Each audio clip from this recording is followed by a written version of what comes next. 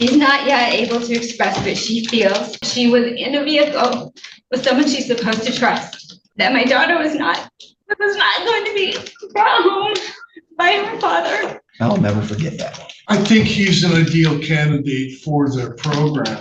Mr. Witzke spending the next couple of years of his life focused on his issues with alcohol and how to resolve them. Unfortunately, Mr. Witzke years contaminated your daughter's moment. Thankfully, she wasn't able to see the arrest, and there's absolutely no doubt that you put her life at risk and that you had driven them. All right, our next file this morning is People of the State of Michigan versus Jared Martin Witzke. This case number is 26-14241-FH. Your appearances, please. Well, I'm Jeff Harrison. I'm here on behalf of Mr. Witzke. He has joined me at the table. You may be seated, sir. Mr. Witzke is here seated next to counsel. He's not in pretrial custody. Also here this morning is Mr. Stephen Saladay, who is the agent from the Michigan Department of Corrections, who has prepared today's pre-sentence investigation report. We are here for sentencing in this case. There was a plea of no contest entered on June 11th to an operator while intoxicated third. All right, Miss Lisa Dahl appears on behalf of the people, is now seated next to Mr. Saladay. Any corrections to make to the report, Mr. Harrison? I don't believe so, Your Honor. All right, Ms. Dahl, any amendments, corrections, or objections to make to the contents of this report? No, Your Honor, I don't believe I need any. All right, thank you. Let's start off with allocution. Mr. Harrison? Indeed, Your Honor. I want the court to understand a couple of things, why there's language in the PSI here that says the prosecutor will recommend sobriety court at sentencing.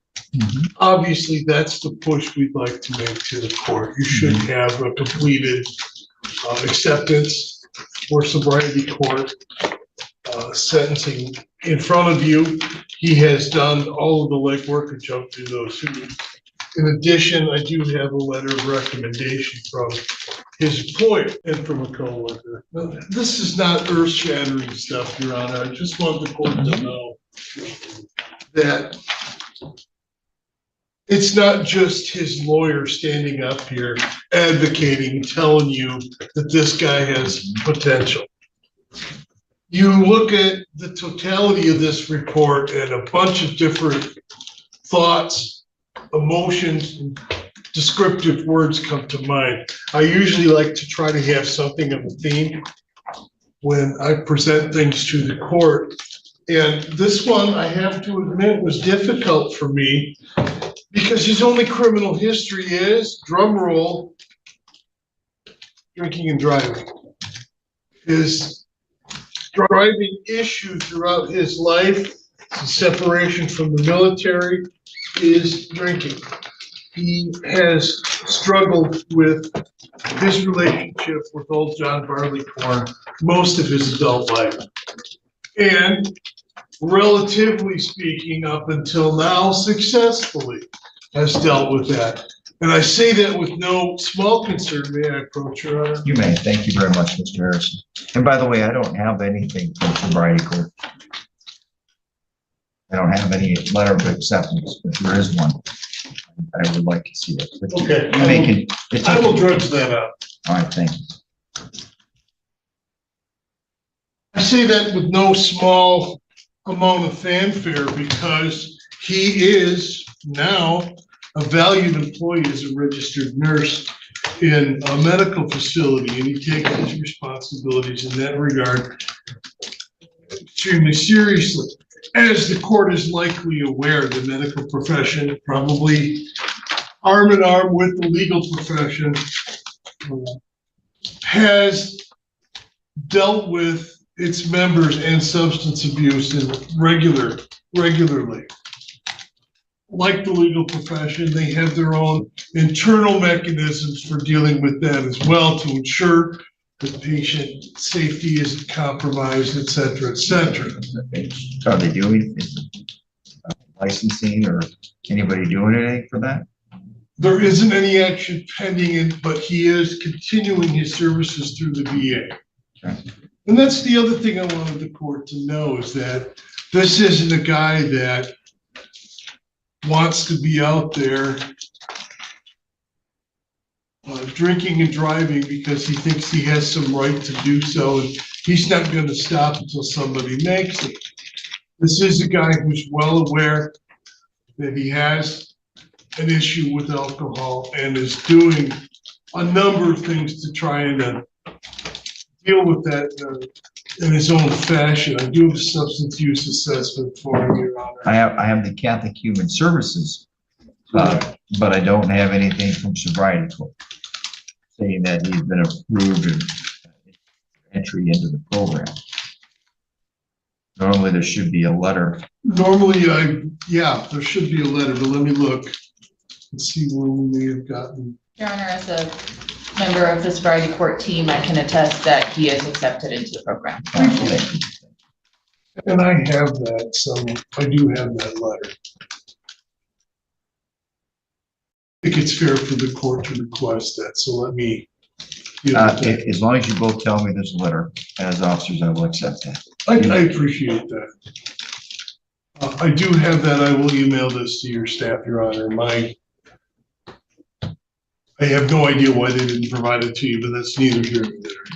Now, let me kind of focus on that for a minute as well, Your Honor, because I think he's an ideal candidate for their program. I think I would rather, and I kind of use that term loosely, have a gentleman such as Mr. Witzke spending the next couple of years of his life focused on and only on his issues with alcohol and how to resolve them. And the intervention of a group of his peers and the programming in Sobriety Court, I think are going to be an ideal combination for him to deal with that in such a fashion that it will allow him a couple of things. Right now, his drinking is definitely an issue with regard to the custody support, parenting time, visitation with his own children. Now, as you can well imagine, that creates sort of a circular thought process in somebody's mind who's in the throes of addiction, because the anxiety and depression that it causes are a trigger for having a drink, which is a trigger for more anxiety and depression, which exacerbates the problem. And it's often a cycle that we see people fall into. Now, to his credit, Mr. Witzke has never had an issue at work.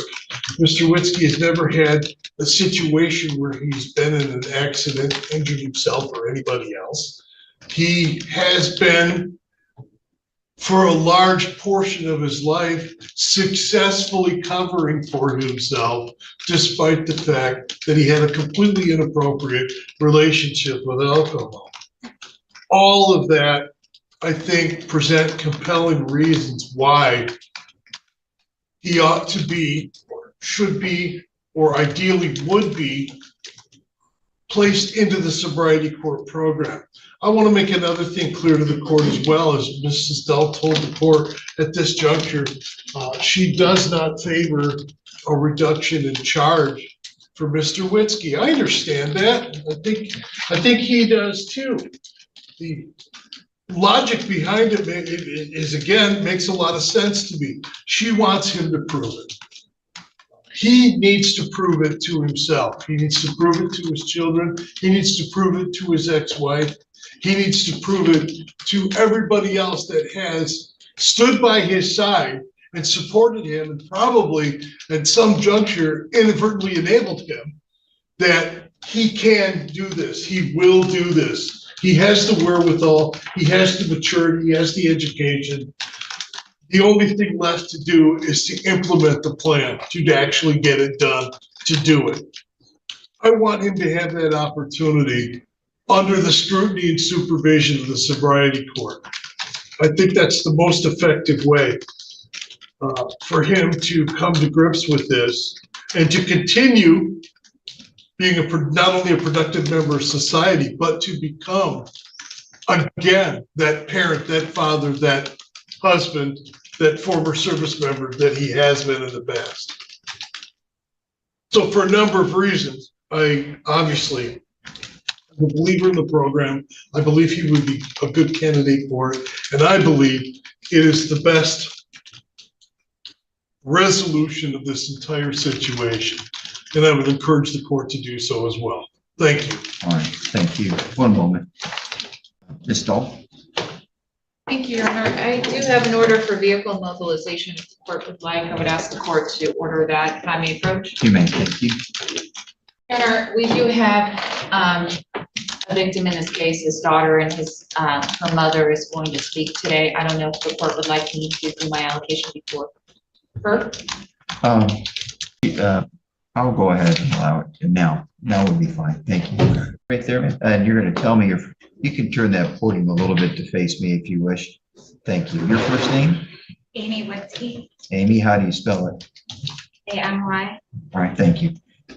And you're obviously the mother of the child that was involved, 11-year-old daughter. Yeah. Anything you wish to say? First of all, thank you for the opportunity to make a victim impact statement. I realize the focus has been on felony, third OWI.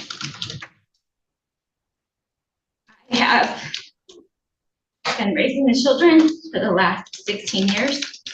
16-year-old son, now 12-year-old daughter. We have lived a very busy life. Our children have agency, independency, and I have connections very well. They are socially connected with others in all their activities. My daughter was impacted on February 21st. Dropped her off for the first time alone without her brother at my ex-husband's home, which used to be our family home.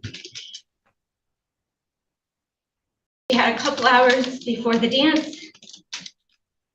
She was expecting to put her new dress on and go to a father-daughter dance in Buckley. First, they were planning to go out to dinner, as usual, in Interlaken. I got home. I, of course, looked at the Find My app to see where her phone was. She still hadn't left the house. She finally, about 5:30, she did leave the house, and my son, his friend, and I were pulling into the ice cream shop about 10 after 6, and here they are pulling out of the ice cream shop. And I know my kid and his friend waved, and we went home. About 7:30, I got a phone call that my daughter was not going to be brought home by her father. He showed up with her and only paid $10 instead of the $20. I know our whole 4-H group, the PTO, our neighbors, our friends, were all there with their fathers, their daughters. And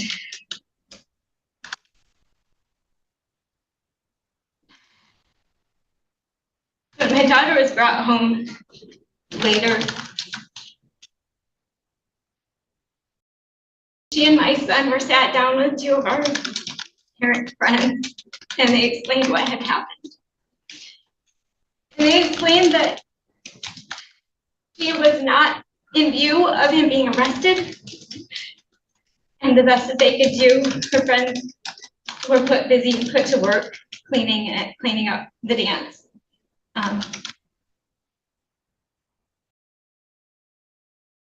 That night, my kids and I were informed. We were told, we talked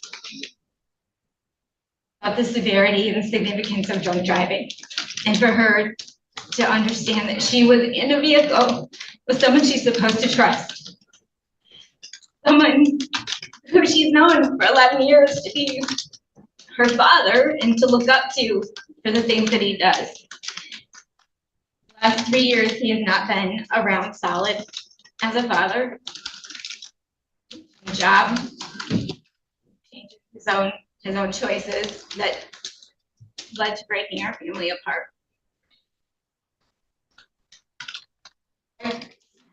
And 20 years supporting him, driving him places with his first 2 drunk driving arrests he had when I first met him.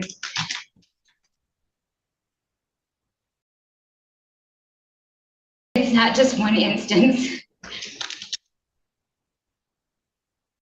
This has been years of trying as hard as he can, trying to be responsible, but the choices he continues to make have been shown, obviously, to the whole community now.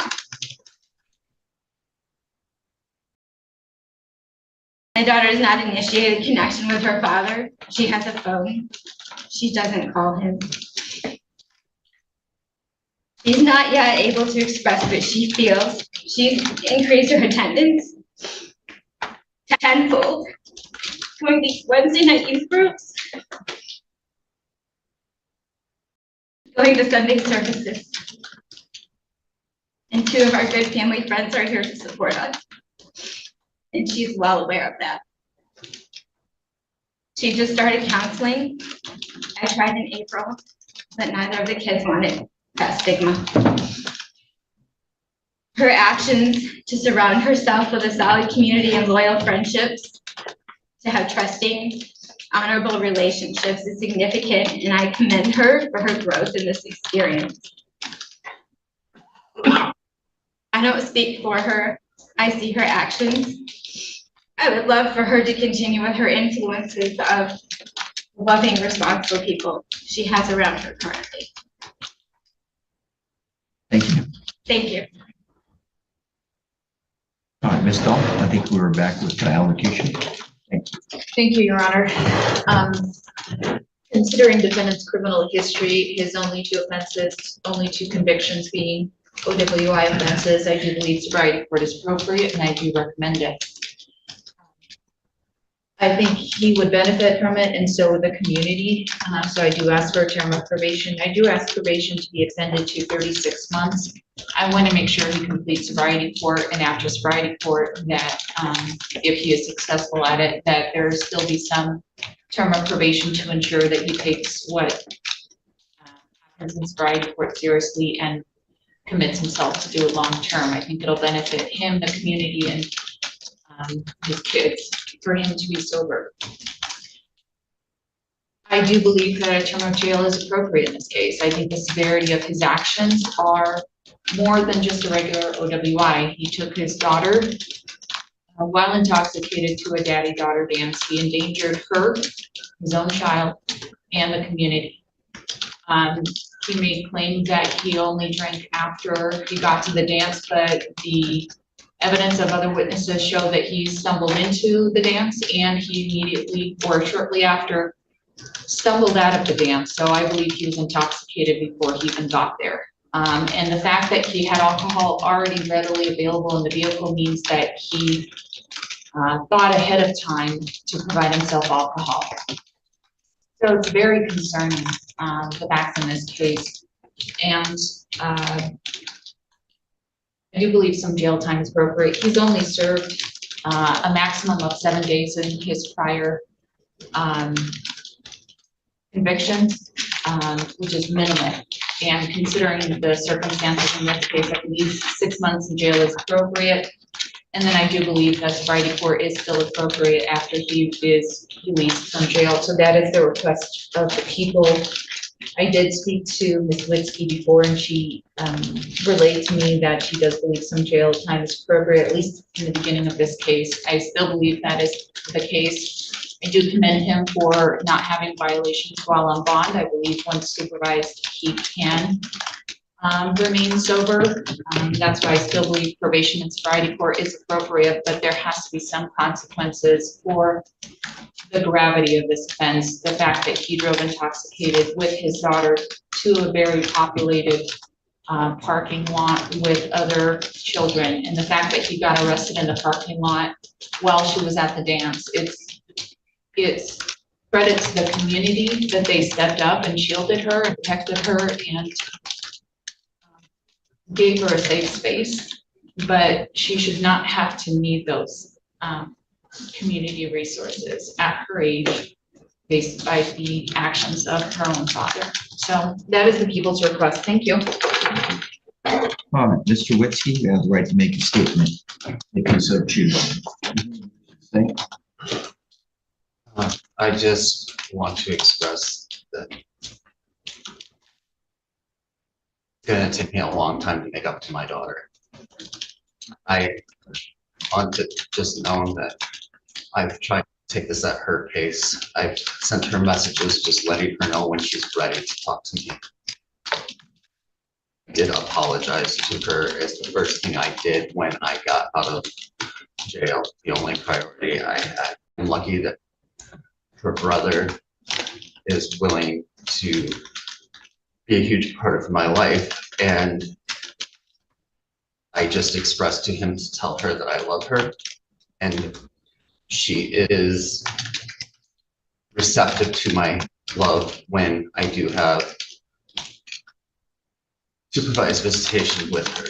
Is my priority, and that's all I have here. Thank you. You may take your seat. Many of the crimes that come before the court for pleas, trials, sentences involve intentional acts with intending to do a harm.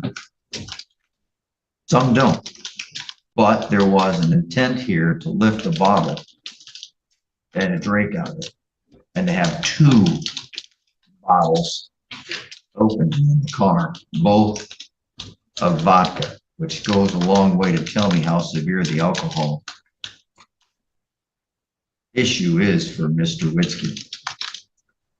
And we focused a little bit here today, if not a lot, on the one daughter who was present, but it goes beyond that. Because the example that needs to be set applies to all children and the mother of the child. She's been there alongside you for a long time. Now, when I use the word, or anybody uses the word enabling, it's such a negative connotation because sometimes enabling's got a really bad sound to it, but it's not always intentional. You're covering it up. Maybe that's part of it, but the other part of it is really just trying to survive. I was raised in an alcoholic home. I don't say that to talk poorly about my father, who's now passed, but everyone who knows me, I talk about it, and I've talked about it a long time. We used to play Find the Bottle. It was always pop off vodka, and he was able to have it in the car and drive and help build 131 as an inspector for the highway department, and he had two successful family businesses. It's easy to do it in a way. It might look easy sometimes on the surface, but inside it's tearing the family and the individuals in there who love you apart. Now, when we talk about healing, and I know the word I heard was stigma, and that's what Ms. Witzke mentioned. I hope she gets over that word stigma. She may not want to do counseling, but there's zero wrong with it. There's a reason why we talk so much more about counseling in this generation than we have in the past, because, oh my gosh, everyone needs it. And my wife, who's a family physician, will tell you, number 2 medications are either antacids or antidepressants. Wegovy might be on the incline, but anyways, it's antidepressants and things like that, because our lives are so stressful. They're stressful by the things that we do, by running ourselves ragged, and they're stressful by things like addiction and a lot. So whatever she's experiencing, whatever Mr. Witzke is experiencing, isn't abnormal, and therefore there shouldn't be a stigma. Part of the lesson for everyone here is be damned with the stigma, challenge it, and overcome it, because you can. A lot of people have heard me talk about when my dad passed away, his probation officer came and said he finished well, and he did. Did he drink a little bit? Yeah. Was it the pop-off? No. Did he drive a vehicle? No. It's partly because I took it away because I had the power of attorney. But anyways, we don't need to go there. But he rode his bike into church and sat there next to us every Sunday. So you can finish well, but that's up to you. I remember the daddy-daughter dances. My daughter's now a sophomore in college. I've got two little stories. The last one was out at Forest View, and she danced standing on my toes, and I can still cry about it. One of them was, she was, I think, first grade, and I drove her there. We went to dinner back when Herman's was there, and we were driving, and I looked in the mirror, and I said how pretty she looked in her dress, and she had a little tiara on. And I said, no, isn't that your favorite color? Pink. She says, no, not anymore. And I asked, well, what is your favorite color? Well, I've got several. Okay, what are they? And she looked straight in the first two she answered by looking out the window. The third one, she looked straight in the rearview mirror and looked me in the eye. And that's when I knew I was done. Gold, silver, and what color are diamonds? I'll never forget that. So those are precious moments. Unfortunately, Mr. Witzke years contaminated your daughter's moment. Thankfully, she wasn't able to see the arrest, and there's absolutely no doubt that you put her life at risk and that you had driven them. People described the scene, they described how you were acting and stumbling over. It's clear you were drunk and you drove your daughter there to the event. And you didn't have just a little alcohol, maybe someone saying, I think you may have had something to drink. Your blood alcohol level here is one of the highest I've seen since I've been on the bench. 0.383, if I remember right. It was a 3.8. Yeah. Wow. That is the depth of your problem. And you've been struggling with this for 20 plus years. And in this, you had just gotten out of a rehab program, if I remember right, 4 months before. And you've been in multiple programs. And none of them are sticking. You've got 2 children who depend upon you. You can rebuild that relationship. My dad had a seizure once over detoxing by himself at the farmhouse, and I was in college. And my brother panicked and fled. Left the house, disappeared for a couple days.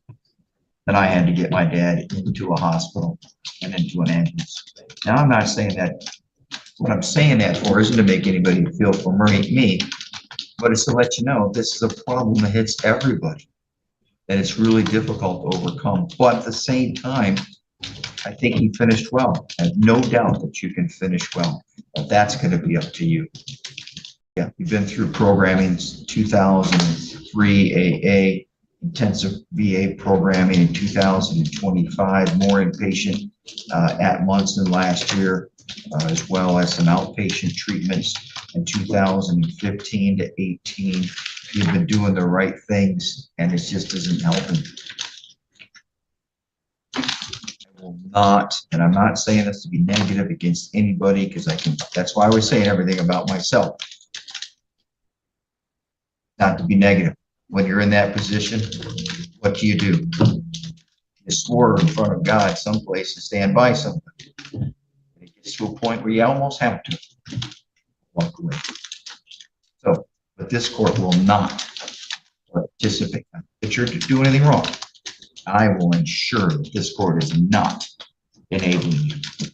I'm not going to put you in a sobriety court program. You endangered your daughter. And that message is going to sink in. And I know it's sinking in without me saying anything. 383. 2 bottles of vodka in the console. Drunk, stumbling all over. Your daughter, knowing, she may not have seen it, but knew you were being arrested. She can overcome this and she'll learn a lot about life. It's going to be hard work. So, but I hope you do finish well. I sincerely do. Court assesses a $68 state minimum fee, $130 crime victims right fund $300 for processing of this case through court costs. The court finds that is consistent with its typical cost being assessed. A $500 fine, just too much of a fine, really impacts everybody else in the family that you support, plus an attorney fee of $300 for representation. There should be a $60 DNA fee. Is that right, Miss? Yes, Your Honor. And that's Westford County Sheriff? I assume so. They had to go all the way up there, so it wouldn't be a city police. Yes, it is a sheriff. All right, thank you. So, you know, the court could even give a year in prison, but you score less. And I don't really know what the legislature expects us to do with that situation. So I'm going to give the defendant 36 months of probation. You have the right to be considered for early release at halftime if you've completed all of that probation successfully. But I think 36 months, which is the most I can give you, is absolutely the minimum. I wish I could go longer. The court adopts the terms or conditions for probation that are listed inside the PSI on CFJ 145, pages 2 and 3. I find that those conditions are well suited for rehabilitative purposes. The court assesses a $100 prosecution fee for reimbursement and asks for a confinement period. The court recognizes that this is a 0 to 9 intermediate sanction cell. That the legislature tells us that, us meaning judges and prosecutors and attorneys and stuff, there should be a presumption of no additional jail, but I have to give there's a minimum of 30 days unless the court finds there to be reasonable grounds. And I do.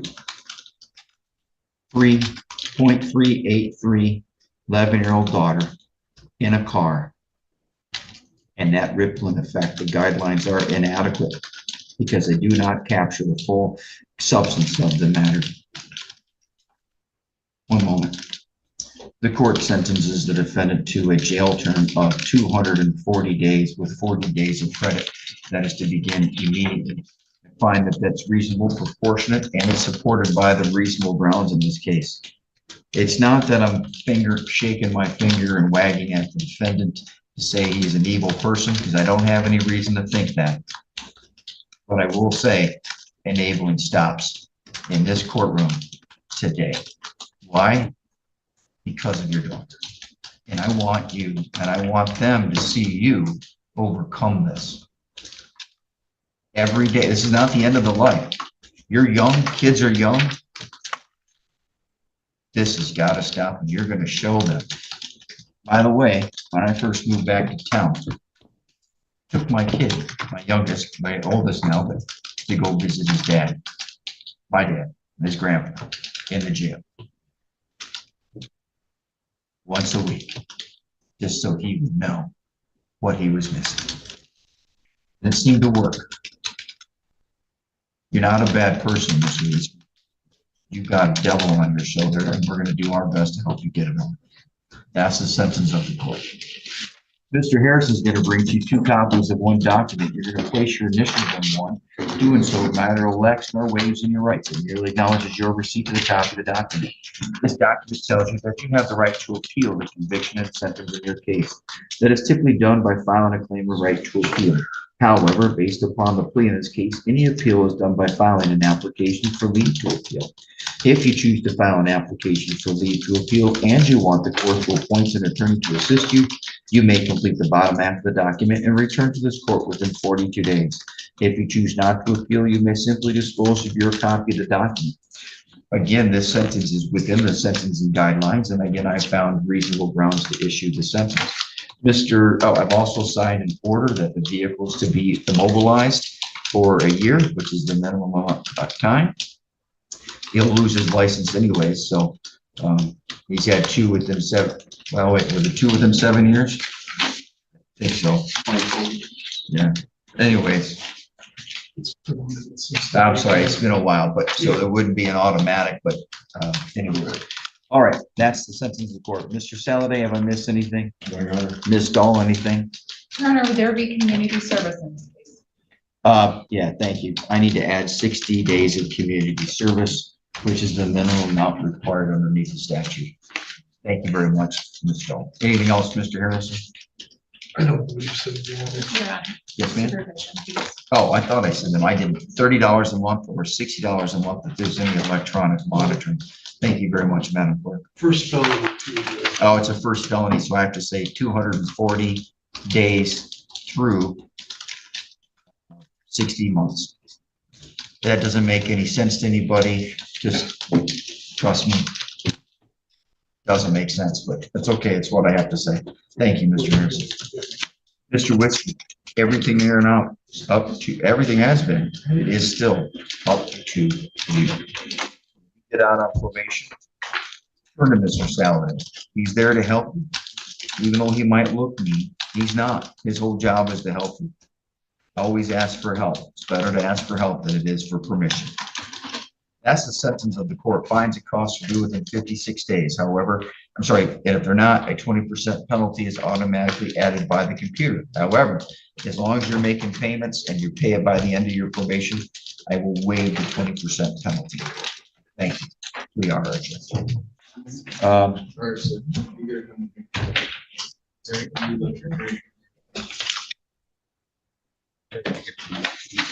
All right, do we want to take, yeah, thank you very much. Ms. Brick, any information on that one? That's okay. Let me know. Thank you.